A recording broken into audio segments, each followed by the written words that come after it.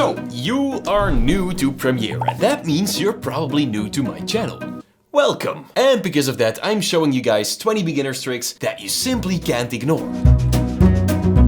Number 1. Editing faster. Imagine you want to cut away this part of a clip. You can add a cut, remove it, and then snap everything together. Let's undo that. To do this faster, simply place your playhead at the moment where you want to add a cut. Then press Q on your keyboard. That will remove everything from this cut to the playhead. Works much faster than doing it manually. Now, this also works on the other side. If you want to remove everything on the right side of the playhead to the next cut, press W on your keyboard, and there you go. I probably use these shortcuts more than 100 times a day. Number 2. Marker tricks. You already know how to add a marker. You just press M on your keyboard and there you go. Now, if you hold down Alt while dragging a marker, you can extend it. Very useful if you want to highlight a section of your video. Number 3. Double click a marker. If you do that, this window will open up. You can add text to the inside of your marker, or you can change the color. And look at that. Number 4. Ever wanted to select a part in your video and move it somewhere else? Instead of doing it this way, simply press A on your keyboard to use the Track Select Forward tool. And wherever you click in the timeline, everything on the right side of your cursor will be selected. You can then hold and drag your clips to move them around. If you press Shift plus A, the Track Select Backward tool will allow you to do the opposite. Again, make your selection to click and drag to reposition your clips. Number 5. Create a super cool 3D animation in a few clicks. So I want to transition from this logo to that one. To do that, find the flip motion effect and drag it in between your clips. Let's play it back. Cool. Now, if you want this animation to play slower or faster, simply click and drag the transition longer or shorter. It's that simple. Number 6. Fake camera movement to make animations look better. Simply find the wiggle effect in the effects browser and drag it to your clip. Then with that effect selected, go to the effect controls and scroll down. Here you can adjust a lot, but I usually only touch the horizontal and vertical range. And of course the speed. You can also tweak the master to make the animation more subtle. Look at that. Your animation is now instantly upgraded. Number 7.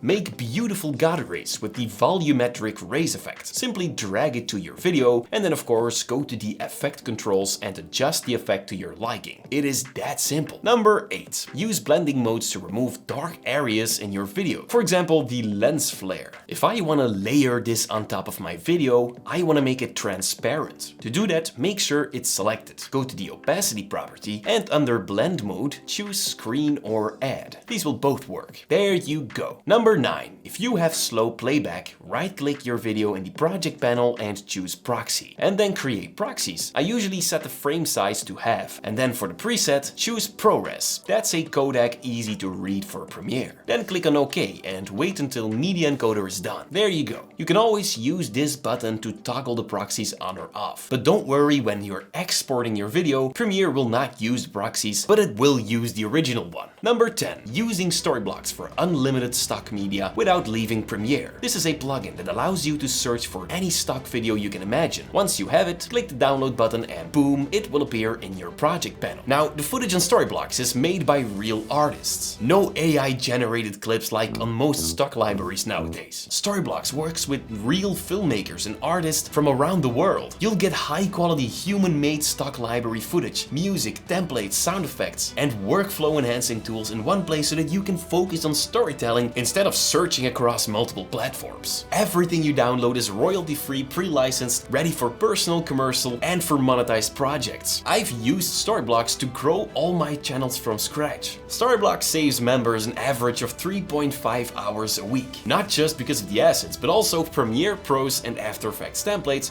that are ready to use. Now, to start telling better stories with the same tools I use, head over to storyblocks.com/Premiere Basics. They're currently offering 15% off of the annual plan, but only for a limited time, and the discount is only available using the link down below. Thank you Storyblocks so much for sponsoring this video. Number 11. The vocal enhancer. If you have a speech clip, click the little dialogue button. This opens up essential sound. Then click enhance. Now don't overdo this, because if you open it all the way, it will sound too AI. Just increase the slider slightly to get a subtle effect. Number 12, the remix tool. If your song is too short for your video, click and hold the rate stretch tool until this opens up a menu. Then choose the remix tool. Once you have it, click and drag a song, and as you can see, Premiere will use AI to extend this song. This works unlimited, by the way. You can make your songs as long as you want. Number 13, object mask tool. If you want to mask out anything in Premiere, no need to do it manually. Simply select the object mask tool. Then select your clip, go to the effect controls and choose the opacity effect. In the program monitor, select the object or talent you want to mask out, and there you go. You know what? At the end of this video, I'll leave a link for you guys so that you can see a detailed tutorial on the object mask tool. Number 14, generative extend. If your video is too short and if you don't want to slow it down, you can use the generative extend tool right here in the toolbar. This will use AI to generate more frames at the end of your video, and that actually makes it longer by adding frames instead of slowing your clip down and stretching it out. Number 15, into out points in the project panel. If you don't want to import the entire video into the timeline, you can make a selection first by moving your cursor to the point where you want the clip to start. Then press I on your keyboard. Now move to the point where you want the clip to end, and then press O on your keyboard to set an out point. Now if you drag this clip in the timeline, only that part will be imported. Number 16, playback quality. If Premiere is having difficulties playing back footage, simply decrease the quality from full to half or even lower. There you go, better playback. Number 17, the rate stretch tool. This allows you to slow down your clips or make them play faster. This doesn't cut anything away, it just changes the speed of your clip. Number 18, close gaps. If you have a lot of gaps in your video, simply select all your clips and go to sequence menu on top. Then find close gaps. This will snap all your clips together. Number 19, freeze frame. If you want to make your video freeze, simply move the player to the point where you want the video to stop. Then right click and find add frame hold. That adds a cut to your video, and the second part is the freeze frame. Number 20, a beginner to advanced tutorial on how to use the object mask tool,